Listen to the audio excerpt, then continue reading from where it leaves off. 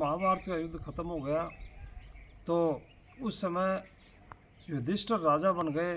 तो अर्जुन के मन में थोड़ा सा अहंकार आ गया था।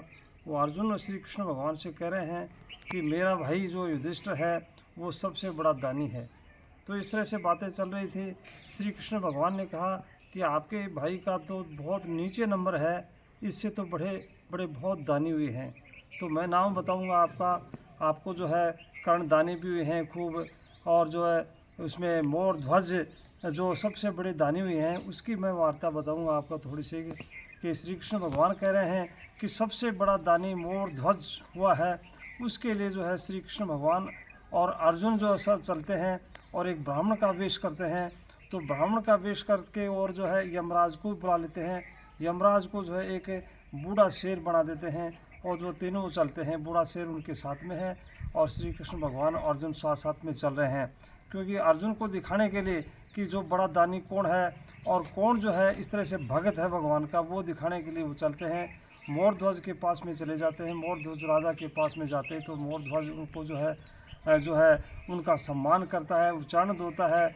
और क्योंकि उस समय अतिथि देव भव होता था तो अतिथि देवता के बराबर होते हैं, भगवान के बराबर होते हैं। तो उनको बैठाता है, जो है बैठा करके और उनके चरण धोता है, चरण धो करके जो है उनका सम्मान करता है, बैठ जाते हैं।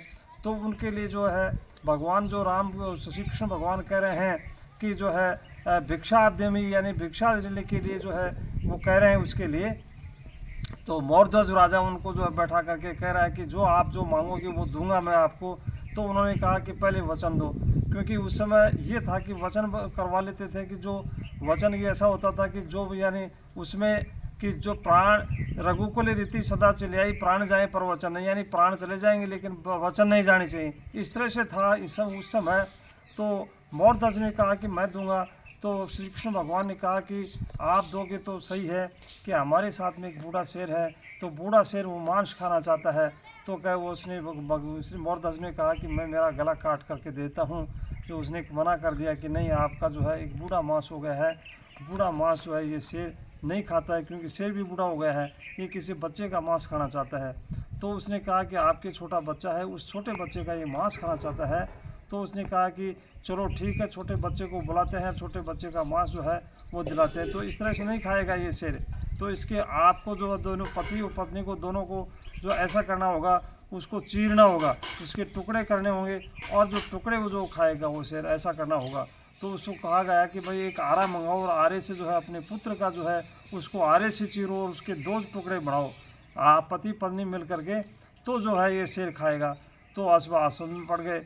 अब भगवान जो है मोरध्वज भी सोच रहे थे कि मोरध्वज कह रहे थे कि जो है मैं इसकी बच्चे की हत्या करता हूँ तो मेरे हत्या का दोष लगता है, पाप लगता है, और इधर जो है मैं ये करता हूँ, वचन लोपता हूँ तो वचन भंग करने का। तो उसी समय जो है उसका पुत्र आ जाता है और पुत्र कहता है कि माँ आपके धर्म की रक्षा करने के लिए मैं अपने प्राणों को त्यागने के लिए देने के लिए तैयार है। तो उसने जो आरा मंगाया और आरे से मांगा करके और पति पत्नी दोनों मिल करके उसको बच्चे के जो है दोनों टुकड़े करते हैं। एक टुकड़ा तो श्री कृष्ण भगवान जो है उस शेर को देता है और एक टुकड़ा उस नाले में फेंक देता है। उसकी पत्नी सोचती है कि भगवान ये इसने क्या दोष, इसने क्या किया है, ऐसा क्या अपराध किया है कि एक टुकड़ा तो नाली में फेंका हुआ है, एक शेर खा गया एक को। तो इस तरह से वो कह रहे हैं, आपस में बातें कर रहे हैं। तो जो है उसमें कि पत्नी के थोड़ा सा आंसू आ गया आंखों में। तो उसने कहा कि आपकी आंखों में आंसू आ गया, हम आपके भोजन नहीं करेंगे। तो इस तरह से उन्होंने जो मुश्किल से मोरध्वज ने उनको डांटा, रोका और बैठा करके भोजन कराया, ताली कि भोजन बनाओ। भोजन बना करके लाया तो भोजन परोसा। तो भोजन परोसने के बाद में जो है उसने भगवान ने जो है आवाज़ लगाई, उस बच्चे के नाम से आवाज़ लगाई, और जो है आवाज़ लगा करके जो है वो जो है उसमें एक बच्चा जो है उनके साथ में आकर के बैठ जाता है और उसको जीवित कर देते हैं। तो इस तरह से उनको जीवित करते थे, भोजन करते हैं। तो उस समय अर्जुन को दिखाया था, ये अर्जुन तो सही है कि सत्य जो जिनकी हम सत्य की रक्षा करते हैं तो सत्य हमारी रक्षा करता है, यानी धर्म की अपन रक्षा कर रहे हैं तो धर्म ही हमारी रक्षा करता है। सही बात कहा है कि जो है अर्जुन का जो अभिमान था, उनका अहंकार था, वो उसको दूर कर दिया श्री कृष्ण भगवान ने। इस तरह से जो है अर्जुन को बताया गया है ये इसमें। धन्यवाद।